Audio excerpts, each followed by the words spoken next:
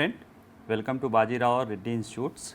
Today analysis के आज के अंक में हम 30 सितंबर 2023 के प्रमुख समाचार पत्रों में जो समाचार हैं उनमें से जो हमारे सिलेबस के लिए महत्वपूर्ण है या हमारे यूपीएससी के लिए महत्वपूर्ण है उनको हम समझने की कोशिश करते हैं, एनालिसिस करने की कोशिश करते हैं। अगर आज के समाचार पत्रों में नज़र रखें तो 3 समाचार हमें प्रमुख दिखाई देते हैं। पहला है अवैध व्यापार का मामला है। यह कि भारतीय अर्थव्यवस्था के समक्ष अवैध व्यापार से उत्पन्न चुनौतियाँ। इलिसिट ट्रेड मतलब उसमें आता है कि जो आप स्मगलिंग होती है या मनी लॉन्ड्रिंग होता है या हवाला कारोबार होता है या ड्रग्स आदि की स्मगलिंग होती है। स्मगलिंग में ड्रग्स और human trafficking, arms trafficking, arms smuggling, सारी चीज़ें होती है जो कि हमारे लीगल फाइनेंशियल सिस्टम से बाहर चीज़ें होती हैं, ठीक है। और कहीं ना कहीं इनका भारत के या किसी भी देश की अर्थव्यवस्था पे बड़ा कह सकते हैं नुकसानदायक प्रभाव होता है। और इनका उपयोग अपराध, हिंसा, यानी ये चीज़ें भी अपराध और हिंसा का होता है और इनका प्रयोग अपराध, हिंसा, आतंकवाद, अलगाववाद आदि गतिविधियों के साठगांठ के रूप में और फंडिंग के रूप में किया जाता है। तो एक गंभीर चुनौती है जो अर्थव्यवस्था के जो हमारी आर्थिक संप्रभुता होती है ना, इकोनॉमिक सॉवरेनिटी, किसी राज्य की संप्रभुता, तो उसमें जो टैक्स वसूलने की या जो कानून बनाने की, टैक्स से जुड़े या इस तरह की चीज़ें, फाइनेंशियल सिस्टम को रेगुलेट करने की, उससे जो बाहर की चीज़ें होती हैं उन्हें कहीं ना कहीं हमारी आर्थिक संप्रभुता को क्षति पहुँचाती है, ठीक है। तो वो वाला मुद्दा है, उसको समझेंगे।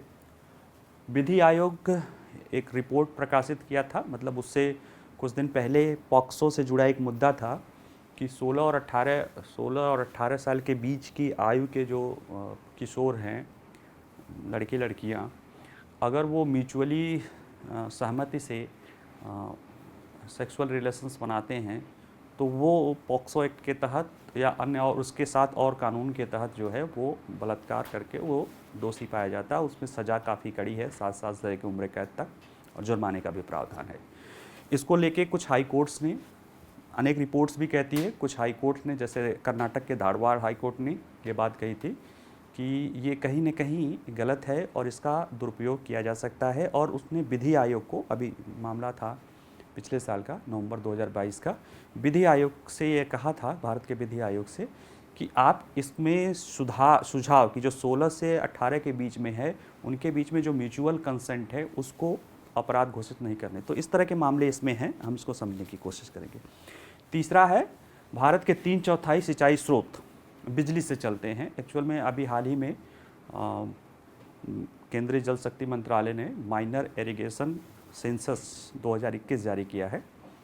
उससे जुड़े कुछ आंकड़े हैं, ज़्यादातर फैक्चुअल हैं, कुछ चीज़ें समझने की ज़रूरत है, तो हम इसको संक्षेप में जब आएगा तो समझ लेंगे, लेकिन प्री के लिए इम्पॉर्टेंट है, ठीक है।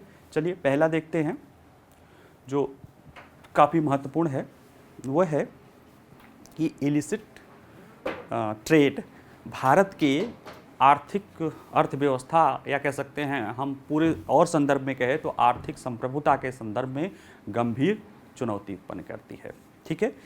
इसमें जो आंकड़े हैं ये अभी फिक्की ने कास्केड के साथ एक रिपोर्ट प्रकाशित की है। जो विश्व स्तर पे जो आंकड़े हैं उसने अपना अध्ययन नहीं किया है, जो वैश्विक स्तर पे इंडेक्स है उस इंडेक्स का अध्ययन करके भारत के संदर्भ में कुछ रिपोर्ट प्रकाशित की है।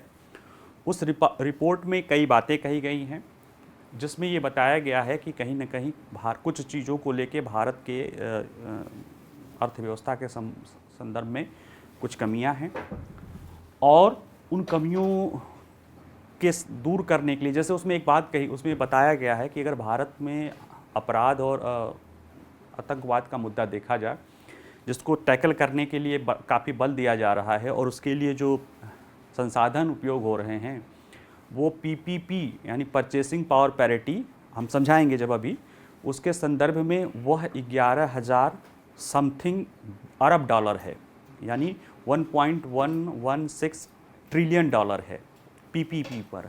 और यह जो PPP पर ही GDP का 6% हो जाता है। कहीं ना कहीं ये बहुत बड़ा आंकड़ा है और वह भी बात कही गई है कि जैसे जैसे देश विकसित होता जाएगा वैसे वैसे देश के आकार के क्रम में इलिसिट व्यापार का जो ही आकार भी बढ़ने की संभावना है, फिर जिसको रोकने के लिए ये खर्चे बढ़ते जाएंगे, है ना।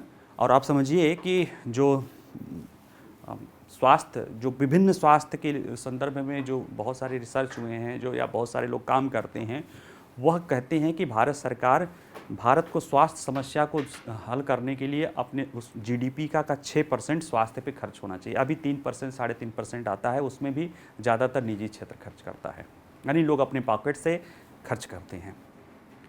सोचिए इतना बड़ा गंभीर समस्या 6% के जीडीपी पर खर्च हो जाता है, लेकिन हमारा वो संसाधन किसके लिए चला जाता है?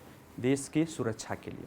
और ये खर्च कहाँ होता है? सरकार की तरफ से होता है। अगर यही स्वास्थ्य पे होता तो हमारी देश की आधा से ज़्यादा या लगभग सभी स्वास्थ्य समस्याएं दूर हो सकती, ऐसा स्वास्थ्य विशेषज्ञों का या उस क्षेत्र में काम करने वाले विभिन्न संगठनों का मानना है। ठीक है, तो इसमें उसने कुछ सुझाव दिए हैं, 6C के नाम से सुझाव दिए हैं कि अगर इसको अपनाया जा सकता है तो इसका फ़ायदा हो सकता है। और इस रिपोर्ट का महत्व इसलिए है क्योंकि इस तरह का कोई रिपोर्ट भारत में फिक्की ने जो करके आंकड़े भारत के संदर्भ में दिए हैं, निश्चित रूप से ये रिपोर्ट जो आंतरिक सुरक्षा चुनौतियों को हम आम लोगों तक भी समझाने में महत्वपूर्ण होगी, और जो सुरक्षा को देखने वाली एजेंसियां हैं उनके लिए भी महत्वपूर्ण होगा। और उसको आगे उन जिस तरह से बातें, चूँकि ये यहाँ संक्षेप में ही बताई गई है बातें, लेकिन जो रिपोर्ट है वो डिटेल में है, उसमें वो जो बातें बताई गई हैं उसका उपयोग करके इस तरह की समस्या से बचा जा सकता है। ठीक है, तो चर्चा में क्यों है? चर्चा में इसलिए है कि अभी फिक्की हमारी एक व्यापार संस्था है, भारत की जो व्यापारी प्रतिनिधियों की संस्था है, फेडरेशन है, और एक तरह से ये दबाव समूह भी है, थिंक टैंक भी है, जो भारत के व्यापार नीतियों में सरकार को पर अपनी बात मनवाने के लिए दबाव भी बनाती है, उसको सुझाव भी देती है। तो ये दबाव समूह और कह सकते हो दबाव प्रेशर ग्रुप और थिंक टैंक दोनों के रूप में ये गवर्नेंस में अपनी भूमिका निभाते हैं। उसी संदर्भ में इन्होंने एक रिपोर्ट कास्केट टारी के साथ मिलकर एक रिपोर्ट किया है, 28 दिसंबर को प्रकाशित किया था। इसमें है hidden stream linkage between illicit markets, financial flow, organised crime and terrorism शीर्षक में ये रिपोर्ट कहा गया है।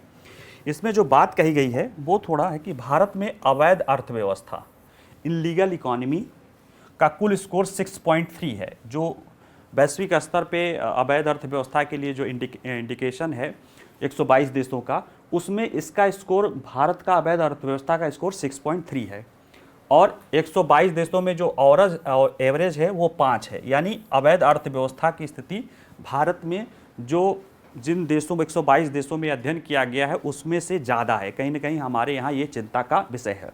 लेकिन दूसरा, संगठित क्राइम या ऑर्गेनाइज्ड क्राइम के क्षेत्र में भारत का स्कोर 5.2 के मुकाबले, यानी जो औसत है 122 देशों का ये 5.2 है, भारत का है 4.3।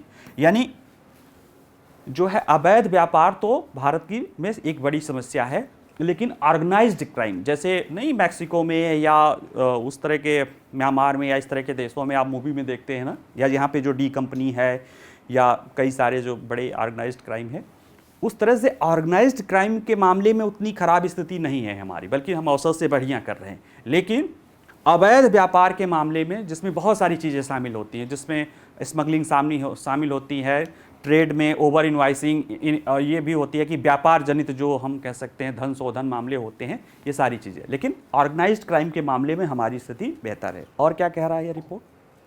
ये कह रहा है जैसे अवैध वित्तीय प्रवाह, वैल्यू गैप, पैसा हम कोई सामान भेज रहे हैं, बाहर निर्यात कर रहे हैं, तो हमें सरकार के तरफ से टैक्स फ्री मिलता है निर्यात करने पे कई सारी चीज़ों को। उसके लिए क्या करते हैं, हम ज़्यादा से ज़्यादा कंपनियां निर्यात दिखाती हैं। किसी फिल्म में देखे होंगे धीरू भाई अंबानी का, वो सिर्फ डब्बा निर्यात करता है, डब्बा आयात करता है। ये सारी चीज़ें होती हैं कि कुछ व्यापार नहीं हो रहा होता है, सिर्फ इस तरह की चीज़ें होती हैं जो पेपरों पे होता है, और उसके ज़रिए जो टैक्स हमें मिलना चाहिए वो कम है। तो जो चीज़ें हम निर्यात दिखाते हैं और जो चीज़ों का हम वैल्यू एडिशन करते हैं, या जो चीज़ें आयात दिखाते हैं, जो चीज़ों का वैल्यू एडिशन करते हैं, उसमें गैप बड़ा होता है। ये गैप जो है कहीं ना कहीं आयात निर्यात या व्यापार के मामले में वैल्यू गैप के रूप में दिखाई देता है। और 2009 में ये 47 ये आंकड़ा जो है बिलियन अरब डॉलर में है, और ये परसेंटेज के रूप में है। 2009 में 47.1 अरब डॉलर था। परसेंटेज जीडीपी के अनुसार ये 21.1 था। बढ़ते घटते 2018 में यह 84.9 अरब डॉलर हो गया है, लेकिन जीडीपी के प्रतिशत के रूप में 19.6 है। तो कहीं ना कहीं आंकड़ा तो बढ़ा है, मात्रा तो बढ़ा है, क्योंकि ऑब्वियस है जीडीपी बढ़ती है तो उसका जो है आप दाम भी बढ़ता है, उसके अनुसार जो है आंकड़े बढ़ जाएंगे, लेकिन प्रतिशत के रूप में इसमें है। और ये एक चिंता का विषय है, क्योंकि आप इसको इस तरह से आप नहीं कह सकते हैं कि जैसे ये क्या एक्चुअल में जो व्यापार हो रहा है ना, और ये आंकड़ों के रूप में जब कन्वर्ट होता है तो ये थोड़ा सा बड़ा आंकड़ा हो जाता है। क्योंकि अगर हम ये सब चीज़ें वाला छोड़ दो, तो अगर 2019 से 2018 के बीच में अगर हम आंकड़ों को देखें तो गलत चालान का कुल समाकलित मूल्य 674, यानी पिछले 10 सालों में 674 अरब डॉलर। अब इसको अगर हम रुपए में बदलें तो 5 लाख करोड़ रुपए का ये अवैध जो है चालान हुआ है, यानी आयात निर्यात में घपला हुआ है, जो इसका कर के आधार पे सरकार को मिलना चाहिए था, जिसका हिस्सा। जैसे देखिए, आयात निर्यात दोनों में ही लगभग 13 बिलियन डॉलर अमेरिकी डॉलर का संभावित राजस्व नुकसान का सामना करना पड़ा है। इसी तरह से वैल्यू एडेड टैक्स में कई हो रहा है। ये सारी चीज़ें क्या है, ये जो टैक्स की चोरी है, ब्लैक मार्केटिंग है, ये सारा क्या है, अवैध व्यापार का हिस्सा है। ठीक है। और 2018 में जो ये भारत का मूल्य अंतर है, ये 84.9 बिलियन अमेरिकी डॉलर है। यानी जो व्यापार एक्चुअल में हमने किया और जो व्यापार हमने पेपर पे दिखाया, उसमें 84.9 अमेरिकी डॉलर का अंतर है, यानी लगभग 85 अरब डॉलर। इसको अगर हम कन्वर्ट करें, 85 से गुणा करें, तो करीब 6.5 या 7 लाख करोड़। यानी यह आंकड़े पर सरकार को टैक्स वैट मिलना चाहिए या टैक्स मिलना चाहिए। ये आंकड़ा हमारे जो फाइनेंशियल सिस्टम है उसके बाहर रहा है। लोगों ने इसको हमारे फाइनेंशियल सिस्टम से बचा लिया, इस पर टैक्स नहीं दिया, जो कहीं ना कहीं हमारे जो है वित्तीय संप्रभुता के खिलाफ हमारे वित्तीय संप्रभुता के समक्ष एक चुनौती है। ठीक है। अब इसका नहीं पता कि कितना धन, अभी ये बताता है कि ये व्यापार जनित इस तरह की समस्या है, लेकिन इसका नहीं पता कि इसका कितना इस्तेमाल हिंसक गतिविधियों में किया जाएगा, कितना इस्तेमाल देश विरोधी गतिविधियों में किया जाएगा। क्यों? क्योंकि जो ब्लैक चीज़ें हैं वो हमें नहीं पता है कि वो कहाँ पे खर्च की जाएंगी, कैसे खर्च की जाएंगी। ठीक है। अब आतंकवाद और अपराध हिंसा का आर्थिक प्रभाव, इस रिपोर्ट में ये कहा गया है कि अगर हम परचेसिंग पावर पैरिटी के संदर्भ में देखें, क्रय शक्ति क्षमता के संदर्भ में, तो इसको थोड़ा सा समझ लीजिए। आप लोग जानते भी होंगे कि देखिए होता क्या है कि हम जो जीडीपी होता है वो किसी भी देश के सीमा के भीतर कुल उत्पादित वस्तुओं और सेवाओं का मौद्रिक मूल्य होता है। सपोज दैट कि, या हम कह सकते हैं भारत 5 पानी का बोतल, 1 लीटर के पानी का 5 या 10 पानी का बोतल भारत में बनाया जाता है, और यही 10 बोतल अमेरिका में बनाया जाता है। ठीक है। एक हाइपोथेटिकल मान लो सरल करने के लिए। और भारत में पानी की बोतल की कीमत है 20 रुपये, तो 10 बोतल की कीमत हो गई 200 रुपये। अमेरिका में पानी की बोतल, 1 लीटर की बोतल की कीमत है $1 और 10 बोतल बना तो वहाँ की जीडीपी हो गई $10 और हमारी जीडीपी हो गई 200 रुपये। ठीक है। इसमें 10 वस्तुएं बराबर लगेगा कि दोनों बराबर है, लेकिन जब डॉलर और रुपए के संदर्भ में हम तुलना करते हैं तो डॉलर 80 है, उसकी जीडीपी 800 दिखेगी और भारत की जीडीपी 200 दिखेगी। दिखेगी कि नहीं दिखेगी? क्यों? क्योंकि हमने वस्तुएं बराबर बनाई। हमारे पर देखा जाए कि जो वो वस्तुओं का काम क्या है, उपभोग के स्तर पे 10 वस्तुएं बराबर है, लेकिन यहाँ पे उस वस्तुओं का दाम कम है, या कह सकते हैं कि हमारी क्रय शक्ति क्षमता ज़्यादा है हमारे रुपए की, इसलिए हमें वो चीज़ें, हमारी वो वस्तुएं सस्ती हैं। अगर यही भारत जो बना रहा है ये अमेरिका में बेचा जाता तो भारत को भी $80 मिलता। तो कैसे तुलना करेगा? तो इससे तुलना करने के लिए परचेसिंग पावर पैरिटी लाया जाता है, ताकि जो एक्चुअल वस्तुओं के आधार पर कीमत हो उसके डॉलर और रुपए के आधार पे ना। तो वो परचेसिंग पावर पैरिटी इसलिए आती है जिससे अर्थव्यवस्था के सही आंकड़े पता हो।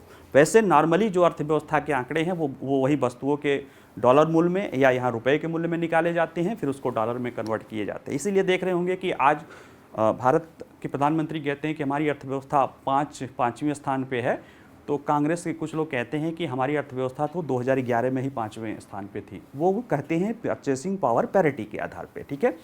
परचेसिंग पावर आप पैरिटी के आधार पर देखेंगे तो भारत की अर्थव्यवस्था कब की तीसरे स्थान पे पहुंच गई है। लेकिन जो सामान्य है वो जिस आधार पे गिना जाता है वो, क्योंकि वो एक अवधारणा है जो लगता तो सही है लेकिन उसके आधार पे गणना करना बहुत मुश्किल है, क्योंकि सारे देशों के साथ एग्जैक्ट मूल्यांकन करना बहुत मुश्किल हो जाता है, ठीक है।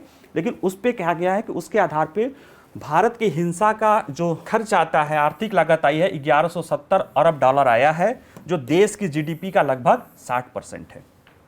और हमारे जो स्वास्थ्य के कार्यकर्ता हैं या जो स्वास्थ्य के क्षेत्र में काम करने वाले लोग हैं वो हमसे मांग कर रहे हैं, कब से सरकार की मांग है कि स्वास्थ्य के क्षेत्र पे जीडीपी का 6% खर्च किया जाए, लेकिन सरकार नहीं कर पाती है। क्यों?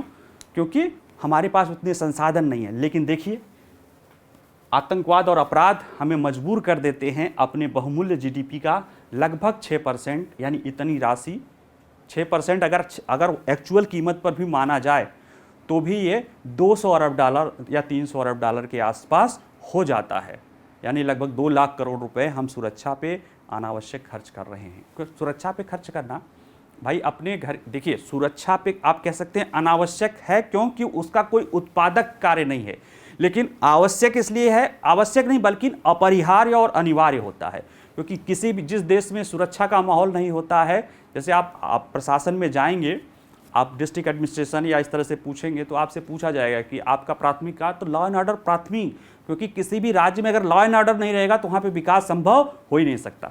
तो इसलिए सुरक्षा हमारी मजबूरी है और हमें करना है। लेकिन अगर ये नहीं करना होता, इतना हम पे प्रेशर नहीं पड़ा होता आतंकवाद और इस तरह की हिंसक घटनाओं का या इस तरह के संगठित अपराध का, तो हमारा ये बहुमूल्य संसाधन क्या खर्च होता? हम अपने सोशल वेलफेयर पे खर्च करते, अपने लोगों पे खर्च करते, अपने स्वास्थ्य पे करते, अपने शिक्षा पे करते, ठीक है। वो हमारा स्वास्थ्य और शिक्षा के क्षेत्र में हमारी सुरक्षा को मजबूत करता है। लेकिन जो नहीं कर जो है तो है वो ये है, ठीक है। रिपोर्ट में कहा गया है ऐसी रोकथाम लागत का लगभग 80%, ये जो लागत आता है सुरक्षा से संबंधित है, और जैसे जैसे अर्थव्यवस्था बढ़ती है इसके साथ अवैध अर्थव्यवस्था भी बढ़ेगी। भारत की आतंकवाद और अपराध से निपटने की लागत भी महत्वपूर्ण होती जाएगी। क्यों? क्योंकि आप बड़ी अर्थव्यवस्था बढ़ेंगे तो आपके सामने बड़ी चुनौतियां आएंगी, और बड़ी चुनौतियां आएंगी तो आपको करना पड़ेगा। आपके पास जैसे जैसे संसाधन आते जाएंगे, आप राफेल लेंगे और उससे भी बड़े जहाज़ लेंगे, उससे भी बड़े जहाज़ लेंगे, या आतंकवाद के लिए और भी बड़े बड़े कदम उठाएंगे, अपना सीमाओं पे बाड़ लगाएंगे, ज़्यादा से ज़्यादा ड्रोन खरीदेंगे, खरीदना पड़ेगा। आप ज़्यादा से ज़्यादा लोगों को, जो अभी पुलिस और आदमी का अनुपात कम है, उसको ज़्यादा से ज़्यादा अंतर्राष्ट्रीय स्तर पे बनाएंगे, तो इससे सिक्योरिटी खर्चा बढ़ेगा, लेकिन कहीं ना कहीं हमारे देश को सुरक्षा मिलेगी। अगर ये स्थिति नहीं रहती तो बहुत अच्छी बात है, लेकिन है तो ये खर्चा बढ़ेगा। और आगे क्या कह रहा है ये रिपोर्ट? ये कह रहा है कि भारत में संगठित अपराध और अवैध अर्थव्यवस्था, इसमें ये कह रहा है कि संगठित अपराध, जैसे पहले भी देखे थे कि वैश्विक संगठित अपराध सूचकांक, जो जिस रिपोर्ट के आधार पर इन लोगों ने पूरी रिपोर्ट बनाई है, उसमें यह है कि भारत में संगठित अपराध करने वालों का कुल स्कोर कम है, यानी यहाँ पे एक ऑर्गेनाइज्ड क्राइम करने वाले माफिया टाइप के लोग कम हैं, और 1 के 10 पैमाने पर ये 4.3 है, जबकि 122 देशों का औसत 5.2 है। लेकिन अब अगर आपराधिक नेटवर्क की, छोटे छोटे अपराधियों का आपस में जो नेटवर्क है, अगर उसको जोड़कर करें तो ये वैश्विक के औसत से 5.8 से बढ़ के 6.1 हो जा रहा है। इसके कारण जो आपराधिक संगठित अपराध है उसकी भूमिका, चूंकि उसमें क्या है, आपराधिक नेटवर्क, इसमें हमारी स्थिति अब संगठित अपराधी तो नहीं है मैक्सिको या उस तरह के दक्षिण अमेरिका देशों की तरह या म्यांमार की तरह, लेकिन बहुत सारे अपराधी हैं जिनका आपस में नेटवर्क है जुड़ा हुआ है। उसके कारण हमारे संबंध में संगठित अपराध के कारण ये नशीली दवाएं, मानव तस्करी, वन्यजीव उत्पाद, अवैध व्यापार से विभिन्न प्रकार की अवैध गतिविधियां शामिल होती हैं, जिससे भारत में अवैध अर्थव्यवस्था का कुल स्कोर 6.3 हो जाता है।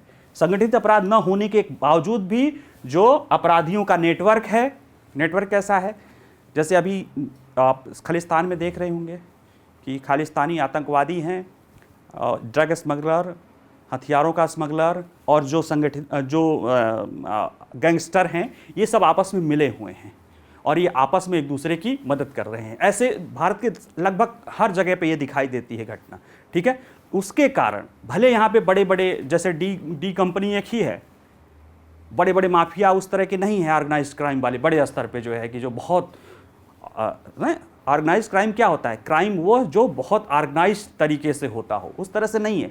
लेकिन यहाँ पे छोटे छोटे जो है वो आपस में नेटवर्क जो बना लेते हैं, उसके कारण भारत की जो अर्थव्यवस्था, अवैध अर्थव्यवस्था, उस स्कोर में भारत खो जाता है, क्योंकि ये सारी चीज़ों में फिर ये लोग आपस में योगदान देते हैं। दूसरी बात कि जो ड्रग्स का व्यापार है भारत के लिए, मादक द्रव्यों की, जैसे भारत देखा जाए तो एक तरफ वो गोल्डन क्रिसेंट बोला जाता है ड्रग्स व्यापारी, लेकिन उसको जो सुरक्षा एजेंसियां हैं उसको डेथ क्रिसेंट बोलती हैं। उसमें अफगानिस्तान, पाकिस्तान, ईरान एक चाप की तरह है। वहाँ पे अफीम, हालांकि अब वहाँ पे थोड़ा सा रोक लगने वाली है, क्योंकि अफगानिस्तान ने बहुत तेज़ी से उस पर काम करना शुरू किया है, फिर भी वो समस्या। और उधर गोल्डन ट्रायंगल या डेथ ट्रायंगल के रूप में म्यांमार, लाओस और थाईलैंड, इन दोनों के बीच में है भारत। और इनका आपस में बीच में क्या है, जैसे इधर क्रिसेंट है और इधर ट्रायंगल है, आप देखो इधर नीचे ट्रायंगल है ना, ऐसे भारत माता है यहाँ पे। और इनके बीच में जो है संगठित अपराधी तो नहीं है, लेकिन इनके बीच में क्या है, इनके बीच में यहाँ जम्मू कश्मीर और पंजाब के खालिस्तानी हैं, इधर नक्सलवादी हैं, बहुत सारे छोटे छोटे अपराधी हैं जिनका अपना गठजोड़ है। फिर ऐसे नॉर्थ ईस्ट में जाएंगे तो बहुत सारे उग्रवादी करके, ये सारे क्या हैं, आपस में जुड़े हुए हैं, जिसके कारण वो अवैध अर्थव्यवस्था का आंकड़ा भारत का घट जाता है। ठीक है।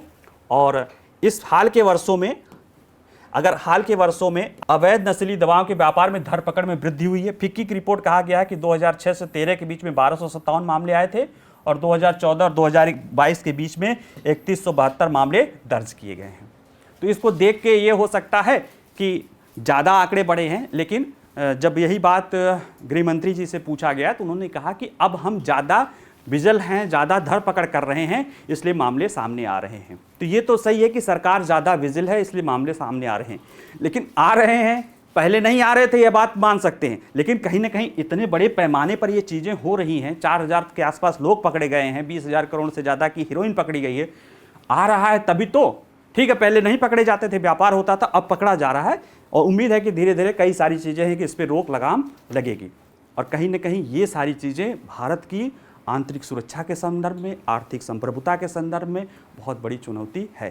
क्यों? क्योंकि एक पैरेलल इकोनॉमी बनाती है ना, जो कहीं ना कहीं चीज़ों को रोकती है। लेकिन जिस तरह से ईडी का प्रयोग हो रहा है, जिस तरह से सरकार की बहुत सारी एजेंसियां आपस में एक दूसरे से सहयोग कर रही हैं, उस पर काफ़ी लगाम हो रहा है, FATF के एक्शन का भी लगाम हो रहा है। तो इसके लिए क्या सुझाव दिया गया है इसमें, है ना, नीतिगत कार्यवाहियाँ बताई गई हैं 6C के नाम से, जैसे cognizance of terrorism and organised crime under regulatory framework, नियामक ढांचे के तहत आतंकवाद और संगठित अपराध का संज्ञान लेना चाहिए। यानी जो ऑर्गेनाइज्ड क्राइम और आतंकवाद का है उसके लिए कोई एक रेगुलेटरी फ्रेमवर्क होना चाहिए, कि जो अभी क्या है कि अलग अलग राज्यों की पुलिस है, अलग अलग केंद्रीय संस्थाएं हैं, उनके बीच में कोऑर्डिनेशन के लिए एक रेगुलेटरी फ्रेमवर्क होना चाहिए। Continuous and critical evaluation of illicit financing flow, जैसे अवैध वित्तीय निर्माण, जैसे आप कह सकते हैं मनी लॉन्ड्रिंग और इस तरह के चीज़ों को FATF के साथ और इस तरह के साथ मिलकर इन पर रोक लगाने की ज़रूरत है। सेंट्रल नोडल एजेंसी होना चाहिए जो ग्रेटर कोऑर्डिनेशन बनाए, इसके लिए इस दिशा में अभी ऐसी कोई एजेंसी नहीं है। हालांकि अभी कुछ दिन बाद यानी अक्टूबर में ही NIA इस तरह की खालिस्तान को लेकर एक मीटिंग बुलाने वाली है, और कई बार CBI इस तरह की भूमिका अदा करती है। अगर इंटरपोल में देखा जाए तो CBI की भूमिका है, लेकिन अभी वो एक ऐसी केंद्रीय एजेंसी नहीं है जो कहीं ना कहीं सारे एजेंसियों को इस तरह से आपस में कोऑर्डिनेट कर सके। इसमें यह बताया गया है कि एक ऐसे कोऑर्डिनेटिंग और कोऑपरेशन सेंट्रल नोडल एजेंसी की हमें आवश्यकता है। और क्या चाहिए, हमें क्रिएटिंग अवेयरनेस चाहिए, किसके, कंज्यूमर के प्रेफरेंस में। लोग जो नकली चीज़ें लेते हैं, नकली वो करते हैं, जैसे पहले अवैध CD था, अवैध DVD था, अब जो अवैध आप कह सकते हो हम लोग यूज करते हैं डाउनलोड और इस तरह का, इसमें बहुत बड़ा दाऊद इब्राहिम का बहुत बड़ा इसमें योगदान रहा था, ये सब करने का, डी कंपनी, ऑर्गेनाइज्ड क्राइम। ठीक है, और भी बहुत सारी ऐसी चीज़ें हैं, हम सस्ती डी प्रोडक्ट और नकली प्रोडक्ट्स बाई प्रोडक्ट नाम पे हम करके, या हम टैक्स चोरी करने वाली कोई चीज़ सस्ते, जो मैंने बैट चोरी करना या GST चोरी करके जो चीज़ें बेच रहे हैं, हमें उन पर जागरूकता होनी चाहिए कि हमें खुद ब खुद इन चीज़ों से बचना होगा। आपको एक आश्चर्य, कोई देश यूं ही नहीं बड़ा महान बनता है। जापान का आप लोगों ने नाम सुना होगा, दक्षिण कोरिया, छोटे छोटे देश हैं, बहुत तरक्की किए हैं। क्यों?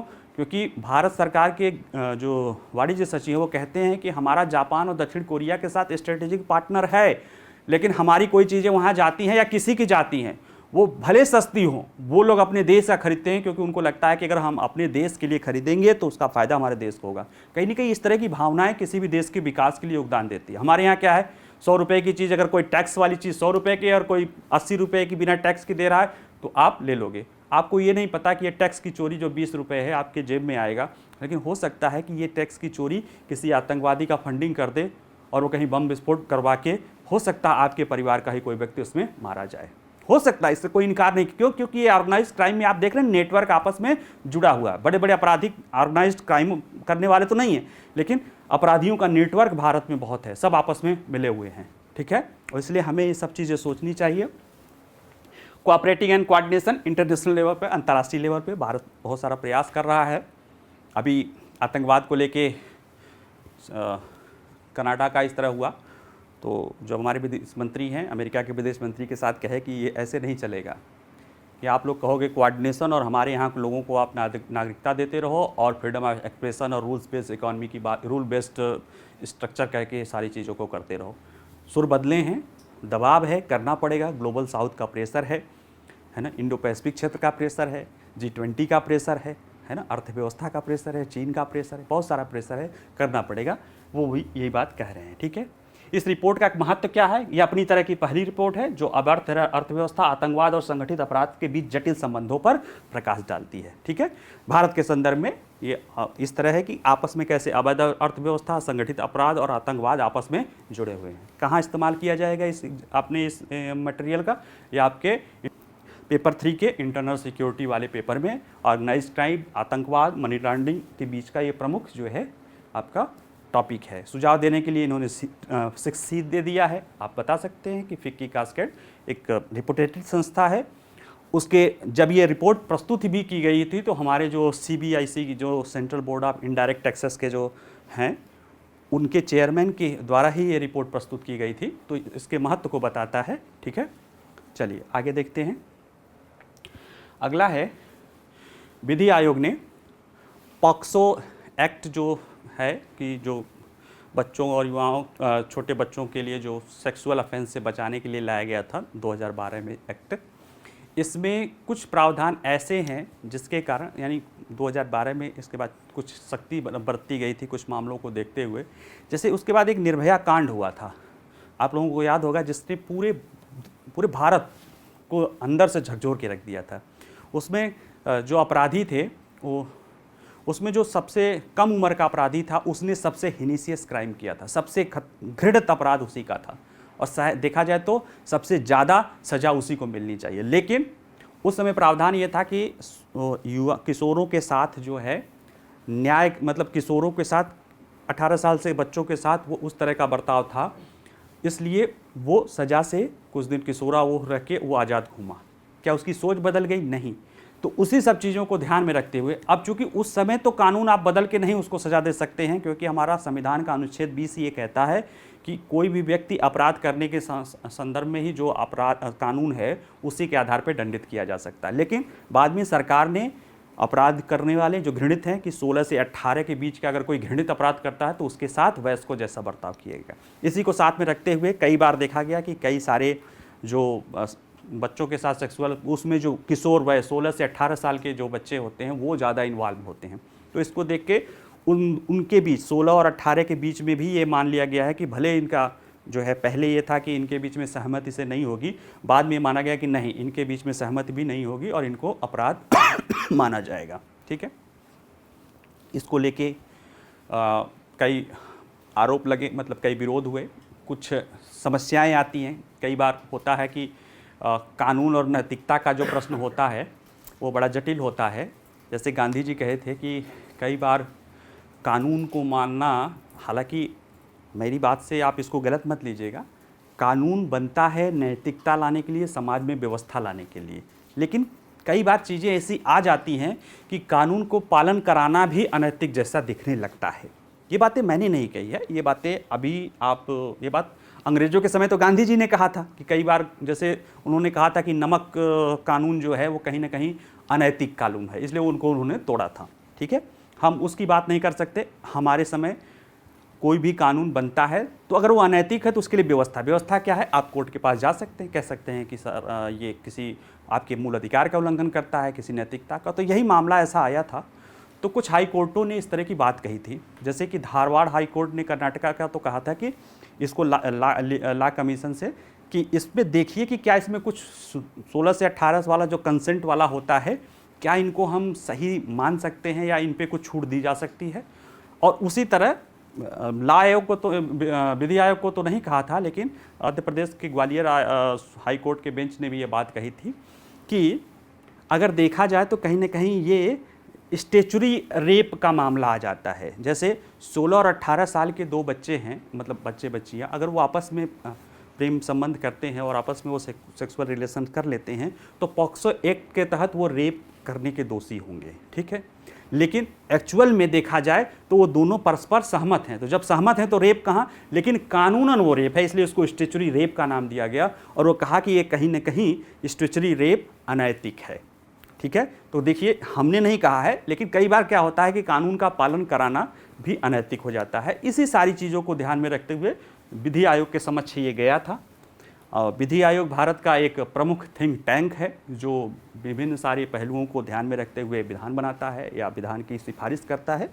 भारत सरकार उसे मान भी सकती है, नहीं मान सकती, कोई बाध्यता नहीं है। हाँ, ये एक थिंक टैंक है जिसमें ढेर सारे डाइवर्स एक्शन आते हैं, स्पेशलाइज उस पर अध्ययन हो जाता है।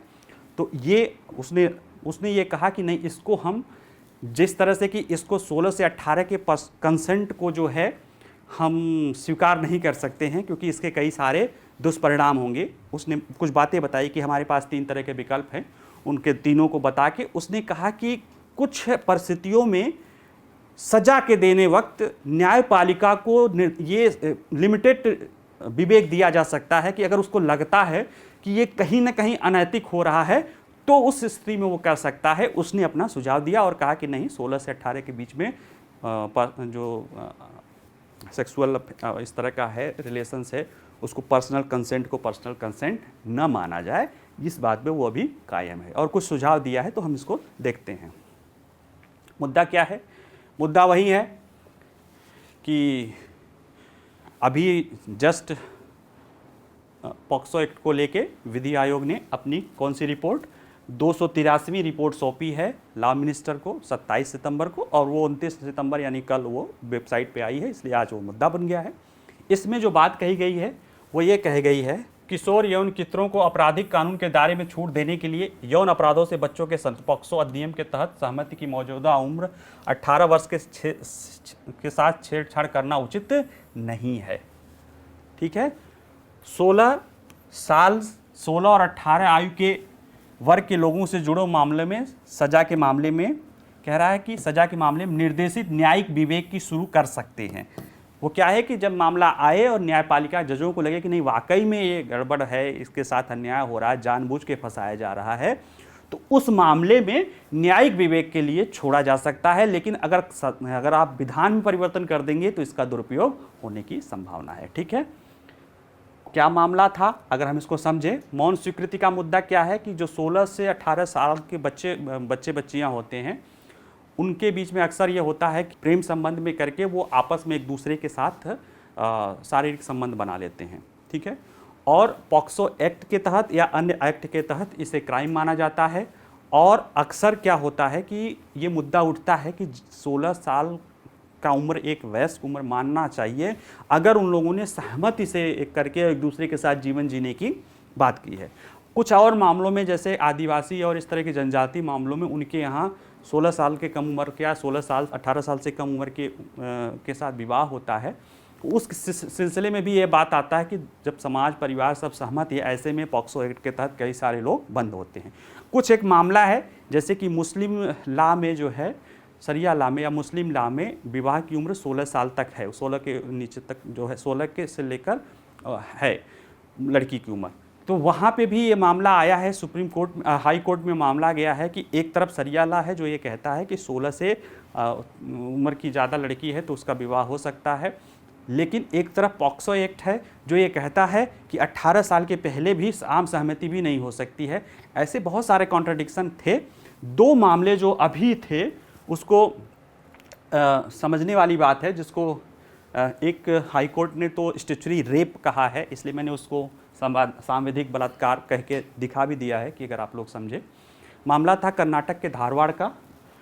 उसमें कर्नाटक उच्च न्यायालय ने 9 नवंबर 2022 को विधि आयोग से कहा था कि आप इस पे देखिए कि 16 वर्ष से अधिक उम्र की नाबालिग लड़कियों से प्यार में पड़ने, भागने और लड़कों के साथ यौन संबंध बनाने से संबंधित मामलों की बढ़ती संख्या को ध्यान में रखते हुए सहमति के लिए आयु मानदंड पे पुनर्विचार किया जाए। इसलिए भेजा गया था कर्नाटक का धारवाड़ हाई कोर्ट ने। ठीक है, इसी तरह का मामला आया था मध्य प्रदेश उच्च न्यायालय ग्वालियर बेंच द्वारा, जिसमें कहा था कि पॉक्सो अधिनियम का प्रवर्तन करने से देखा जाता है कि कई बार दोनों के बीच में परस्पर सहमति होती है, खासतौर से 16 से 18 साल के। वो दोनों एक दूसरे से प्रेम करते हैं, वो दोनों के बीच में रोमांस होता है, लेकिन चूंकि कानून में ये प्रावधान है कि 18 साल के पहले लड़की को बच्ची माना जाएगा, इसलिए 18 साल से कम उम्र के बच्चे को भी, चूंकि वो कानून बदल दिया गया है, उसे बलात्कार का दोषी मान के उस पर सजा देने की बात होती है। अब ये जज के सामने सोचो कितना, वो कानून कहता है कि वो उसको सजा दे और जान रहा है कि दोनों प्रेम कर रहे हैं, उस पर जो आरोप लगा रहे हैं माता पिता या और लोगों द्वारा जानबूझकर कि इनको दूर करने के लिए, तो कहीं ना कहीं एक नैतिक समस्या, चुनौती उत्पन्न हो जाती है न्यायपालिका के लोगों के समझ, और यह उन बच्चों या हजारों संख्या कहीं ना कहीं उत्पीड़न का कार्य बन जाता है। क्यों? क्योंकि ज़्यादातर बच्चे जो है, लड़के जो हैं, इस कारण उनका जीवन बर्बाद हो जाता है और वो अपराध, और इसमें सज़ा 7 साल या उम्र कैद तक की सज़ा है। तो कम से कम 7 साल तो सज़ा है ही है, उससे कम तो जज दे ही नहीं सकते हैं। ठीक है, ऐसे मामले को ध्यान में रखते हुए उसको कहा कि ये कहीं ना कहीं अनैतिक है, वैधानिक बलात्कार के मामला अन्याय होता है, क्योंकि कानूनन ये बलात्कार है और वैसे देखा जाए नैतिक दृष्टि से तो दोनों की बीच की सहमति है। ठीक है, तो ये मामला था, विधि आयोग के समक्ष गया था। विधि आयोग ने जो कहा कि इसके लिए निर्देशित न्यायिक जो है विवेक की व्यवस्था हमें करनी पड़ेगी। उसने कहा कि हमारे सामने 3 विकल्प हैं, हम 3 तरह से सोच सकते हैं। पहला कि सहमति की आयु को 16 वर्ष कर दिया जाए। इसने विधि आयोग ने कहा कि हमारे सामने 3 चीज़ हैं कि सहमति की आयु 16 वर्ष तक कम करना, जैसा पॉक्सो अधिनियम आया था उसके पहले। अगर ऐसा करते हैं तो उसका कहना है कि ऐसा करना फिर से वो पुरानी अवस्था में चल जाना है और पॉक्सो अधिनियम को केवल कागज़ का एक टुकड़ा बना सकते हैं। क्यों? क्योंकि फिर कोई भी किसी भी लड़की के साथ इस तरह की चीज़ें कर सकता है और उसे दबाव या किसी तरीके से कह के उसे क्या बना देगा, उसे सहमति का मुद्दा बना देगा। तो बोला कि ये चीज़ें तो नहीं हो सकती है। क्यों? क्योंकि ये फिर पॉक्सो एक्ट को ही खत्म करना हो जाएगा, वो केवल एक मेयर कागज़, रद्दी कागज़ हो जाएगा। ठीक है, इन्होंने विचार करके विधि आयोग ने अपनी ऐसी राखी। दूसरा हो सकता है कि 16 वर्ष से अधिक उम्र के बच्चे से जुड़े सहमति के लिए किए गए यौन कृत्य के मामले में सीमित अपवाद की शुरुआत करना। जैसे ये लोग, कुछ लोग ये सजा दिए कि जैसे 16 से 18 के बीच के बच्चे हैं तो उसमें लिखा जाए कि ये सीमित अपवाद के मामलों में इनको नहीं काउंट किया जाएगा। इसको भी ये कहता है कि नहीं कर सकते हैं। क्यों? क्योंकि फिर ये, अब पहला मामला तो चलो माता पिता को देता है और कानून को ही बेकार, दूसरे मामले को मानने पे क्या हो जाता है कि ज़्यादातर अधिकार किसको आ जाएगा, पुलिस। उसके पास विवेक आ जाएगा कि वो किसको माने सीमित में, किसको नहीं माने। और कहता है ये विधि आयोग कहता है कि जिस तरह की स्थितियां हैं उसको नहीं पता है कि कई बार उन बच्चियों को बहला फुसला कर बलात्कार और उन्हें सेक्स रैकेट में या सेक्स व्यापार में भी धकेला जा सकता है, इसका हवाला लेके। क्यों? क्योंकि अभी जैसे जो बहुत सारे नेशनल क्राइम रिकॉर्ड ब्यूरो के आंकड़े आ रहे हैं, या जो अभी मैं अभी चर्चा किया उसका निर्भया मामले में, वो तो 16 साल या 18 साल से कम उम्र का था, लेकिन उसने जो क्राइम किया वो बहुत हीनियस था। कई ऐसे देख रहे हैं जो ऑर्गेनाइज क्राइम करने वाले हैं, वो छोटे मतलब किशोरों से कराते हैं। क्यों? क्योंकि कानून उनके लिए आसान है, बच जाएगा। हो सकता है कि कोई एक ग्रुप हो जो 16 से 18 साल के युवाओं को कहे कि आप ऐसे बच्चियों को प्रेम के जाल में फंसाओ और उनको सेक्स के रैकेट की तरफ ले जाओ। क्यों? क्योंकि उनको कोई डर नहीं, पकड़े जाने पे उन सज़ा से बच जाएंगे। ठीक है, तो इस तरह की चीज़ें कहते हैं कि ये भी सहमत, ये भी सही नहीं है। फिर वो कहते हैं कि ये समस्या है, हम मानते हैं कि ये समस्या है, इसमें कई सारे निर्दोष युवा युवती, तो चलो उसको तो कुछ नहीं, लेकिन जो युवक है वो फंसते हैं और कहीं ना कहीं जो उनका जो जेन्युइन रोमांटिक संबंध होता है उसको भी नुकसान पहुंचता है। उसके लिए इन्होंने कहा कि इस संदर्भ में ये हो सकता है कि सजा के समय न्यायिक विवेक का परिचय दिया जाए, कि न्यायपालिका को ये अधिकार दिया जाए, जज को दिया जाए। और देखो, जज को सब पता रहता है, उसके सामने सारे तस्वीर, अब वो होता है ना कि वो कानून से बंधा होता है, उसको पता है कि ये दोनों का प्रेम संबंध है, ये जबरदस्ती इस पे फंसाया जा रहा है, लेकिन उसमें वो कुछ नहीं कर सकता। क्यों? क्योंकि कानून कहता है कि उसको 7 साल की सजा दो, तो उसको देना है। लेकिन जब उसके पास विवेक रहेगा, जज के पास, क्योंकि अब ये विवेक माता पिता से भी छोड़ लिया गया, पुलिस से भी छोड़ लिया गया, जज के पास आ गया, सीमित मामले में, वो भी सीमित मामले में, तो फिर इस तरह की जो अपवादिक घटनाएं होती हैं, जिसमें जो परिवार के लोग या जिस तरह के लोग झूठे फंसाते हैं, जिसमें बच्चों का जीवन बर्बाद हो जाता है, उससे ये जज बचा सकते हैं। जज के स्तर पे आके वो बचा जा सकता है। अब आप कुछ लोग कहेंगे कि सर उतना तो जेल झेलना पड़ेगा, लेकिन अगर नहीं करोगे तो वो भी तो सारी समस्या आएंगी, फिर उनका भी तो दुरुपयोग हो सकता है। ये हमारी बड़ी विडंबना है हमारे यहाँ कि कानून, सख्त कानून न रहे तो उसका लोग पालन नहीं करते हैं, और कानून अगर सख्त हो जाए तो जो कानून का दुरुपयोग ज़्यादा बढ़ जाता है। ठीक है, इसीलिए इसमें यह कहा गया है कि जो इस तरह के मामले हैं उसमें न्यायपालिका के जो जजेस हैं उनको सीमित विवेक दे दिया जाए कि वो अपने स्तर पे अगर उनको लगता है तो वो इस तरह की चीज़ें कर सकते हैं। ठीक है, ये उसने सुझाव दिया था। कुछ और भी वो जो मैंने चर्चा किया वो सारी बातें थी, कुछ और भी अनुशंसाएं की। इसके साथ साथ ही उन्होंने कहा कि पॉक्सो अधिनियम, यौन शोषण, इस तरह की चीज़ों को बच्चों को उनके उम्र के अनुसार, यानी जिस उम्र के बच्चे हैं उनके उम्र के अनुसार उनको समझाना पड़े, उनको शिक्षित किया जाए। सेक्सुअल एजुकेशन की शिक्षा दिया जाए, पॉक्सो एक्ट के तहत शिक्षा दिया जाए, जो किशोर हैं 16 से 18 उनको भी शिक्षा दिया जाए कि आप जो कुछ कर रहे हो इसका क्या दुष्परिणाम हो सकता है। तो इससे कर सकते हैं, तो इससे करके जो इस तरह की चुनौतियां आती हैं ना, जो अनजान है, उनको पता ही नहीं है कि इस कानून इस किस में वो क्या करने जा रहे हैं, अगर उनको सही ढंग से शिक्षित कर दिया जाए, सारी चीज़ें उनको पता रहे, समझा रहे, लेकिन हाँ जिस उम्र के हैं उसी उम्र के अनुसार शिक्षित करने की ये बात ये कह रहे हैं, तो इससे क्या होगा कि इस तरह के मामलों में कमी आएगी। ठीक है, पॉक्सो एक्ट की शर्त क्या है? वो है ही है कि अगर 16 से 18 साल के बीच की कोई लड़की है तो उसको बच्ची ही माना जाएगा। परस्पर सहमति से भी अगर कोई 18 साल से कम उम्र का बच्चा करता है तो भी उसे जो है बलात्कार का दोषी पाया जाएगा और उसे 7 साल से लेकर आजीवन कारावास तक की सजा दी जा सकती है। और अनेक मामलों में देखा गया है कि इसका दुरुपयोग किया जाता रहा है, क्योंकि कई मामलों में हाई कोर्ट ने इस तरह की चीज़ों को कि ये गलत आरोप है, इस तरह से करके उसको अवैध ठहराया गया है। ठीक है, तो ये कहीं ना कहीं पॉक्सो एक्ट लाया गया है बच्चियों को यौन शोषण से या बच्चों को यौन शोषण से बचाने के लिए, लेकिन माता पिता इसको कह सकते हैं कि प्रेमी प्रेमिका के विरोध के रूप में इसका इस्तेमाल करते हैं, जो कहीं ना कहीं अगर जैसे कोई बेटी वाला है, अगर वो किसी बेटे को झूठे आरोप में फंसा रहा है, वो जान रहा है हकीकत, अगर उसे फंसा रहा है, मैं ये नहीं कह रहा हूँ कि वो दोनों, लेकिन अगर आप उस पर इस तरह की झूठे आरोप लगा रहे हो तो आप मत बोलो कि अगर ये कानून डाइल्यूट हो गया तो फिर आपकी बच्ची सेफ नहीं है।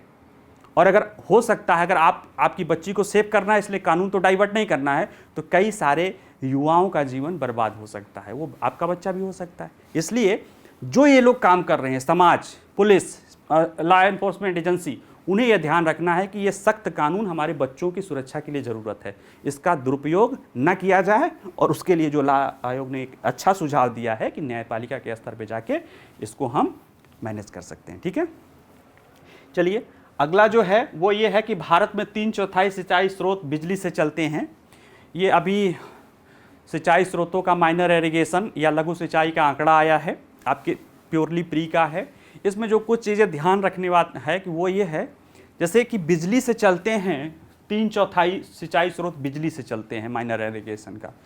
उसमें ये देखा गया है कि अगर बिजली से चल रहे हैं तो वो ज़्यादातर पानी नीचे से ला रहे हैं, क्योंकि बिजली जो नीचे से पानी यानी भूजल का जो बहुत नीचे से दोहन होता है, उनमें बिजली के पंप का ही प्रयोग होता है। उसमें डीजल पंप, सौर पंप या अन्य उपकरण सफल नहीं हो पाते हैं। तो ये कहीं ना कहीं चुनौती की बात है जिस पे ध्यान देना चाहिए। लेकिन इस जनगणना रिपोर्ट, इस जो सांख्यिकी जनगणना है, जनगणना तो नहीं कह सकते, जन सेंसस MIC बोलते हैं, माइनर इरिगेशन सेंसस, उसमें ये चीज़ें नहीं कही गई है। तो ठीक है, इसमें देख लो थोड़ा थोड़ा क्या है।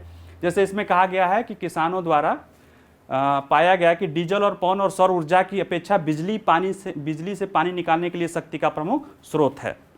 2011 के आंकड़े जो बता रहे थे, 2011 में केवल 56% बिजली का उपयोग करते थे 2017 के आंकड़े में सेंसस में ये संख्या बढ़ के 70% हो गई, यानी काफ़ी छलांग लगा, 25% छलांग लगा। और 2021 वाले में जो है ये 76, यानी सिर्फ 6% बढ़ा। फिर भी ये 3/4 जो पंप चल रहे हैं बोरवेल या ट्यूबवेल उससे निकालने के लिए तालाब से, ये बिजली से चल रहे हैं। और आप इससे जैसे आप इसकी व्याख्या करेंगे तो अपने आप ये समझ में आएगा। और ये जब आंकड़े दिखाया जाता है कि गहराई और उसके आधार पे, है ना, जैसे एक चीज़ और है कि ये रुझान पुराना है, हमेशा 4 साल 3 साल 4 साल के पहले के आंकड़े आते हैं, इसलिए वर्तमान समय की यह हकीकत नहीं बताता। जो अभी 21 का आंकड़ा है ये 2017 का वर्ष का है, ठीक है। इसमें जो है वो ये है कि भूजल निकासी का यह आंकड़ा विद्युतकरण ट्यूबवेल और बोरवेल के उपयोग में वृद्धि से मेल खाता है और अधिक गहराई से पानी निकालने में जो सक्षम है इसमें, यानी 3/4 जो अगर वो बढ़ रहा है आंकड़ा कि बिजली से ही ज़्यादा बढ़ रहा है, तो आप देखेंगे कि जो गहरे बोरवेलों की संख्या भी बढ़ती जा रही है। इसी में पता चलेगा कि डगवेल यानी तालाब जो 15 मीटर से निकालते हैं वो अभी भी हैं 87 लाख से घटकर तालाब से निकालने वाले की संख्या 42 लाख घट गई है। और 35 मीटर तक पानी खींचने में सक्षम उथले ट्यूबवेलों की संख्या भी 59 लाख से घट के 55, यानी जो तालाब से पानी निकालने वाली उनकी भी 5 लाख कटौती हुई, जो ट्यूबवेल जो ऊंचाई वाले ट्यूबवेल हैं उनमें भी कटौती हुई। लेकिन आंकड़े इधर देखिए, जो 70 मीटर जो मध्यम आकार के कुएं 70 मीटर तक पानी खींचने में वो 31 लाख से बढ़ के 43 लाख, यानी 12 लाख ये बढ़ गए। और गहरे कुएं 70 मीटर से अधिक 26 लाख से 37 लाख, 11 लाख ये बढ़ गए। यानी जो वृद्धि हो रही है वो कहीं ना कहीं बिजली का जो वृद्धि दिख रही है वो कहीं ना कहीं गहरे जो है कुओं में हो रही है। और कई तो रिपोर्ट ये आया है कि इतनी गहराई से पानी निकाल ले रहे हैं 300 फीट 400 फीट 500 फीट 700 फीट कि वो पानी कभी रिचार्ज हो ही नहीं सकता है। और इतना पानी निकाले रहे गहराई से कि पृथ्वी का रोटेशन एक्सिस भी उसमें डिस्टर्बेंस आ गया है, ठीक है। तो ये सारी चीज़ें हैं। ये अत्यधिक भूजल दोहन से लंबे समय से चिंता का विषय है, लेकिन इस रिपोर्ट में इस तरह की बात कोई नहीं कही गई है। लेकिन जैसे ही आप अपने आंकड़ों को एनालिसिस करेंगे आपको ये चीज़ें पता चल जाएगी। और इसी तरह की बात है कि कुल मिला के देश में कितने हैं, अगर थोड़ा सा आंकड़े देखा जाए तो कुल ट्यूबवेल कितने हैं, 2,31,40,000 इतने लघु सिंचाई माइनर इरिगेशन प्रोजेक्ट है। इसमें जो है 94.8% जो है वो ग्राउंड वाटर के लिए है और 12.1 लाख जो है वो सरफेस वाटर, या सरफेस वाटर मतलब आप तालाब इस तरह की चीज़ों से बिना खुदाई किए निकालते हैं, नदी आदि से करते हैं।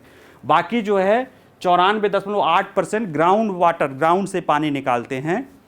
और इसमें जो एक और है कि जो अधिकांश लघु सिंचाई योजनाएं हैं यानी 96.6 वो निजी स्वामित्व वाली हैं और 2 हेक्टेयर से कम छोटे किसानों के पास हैं।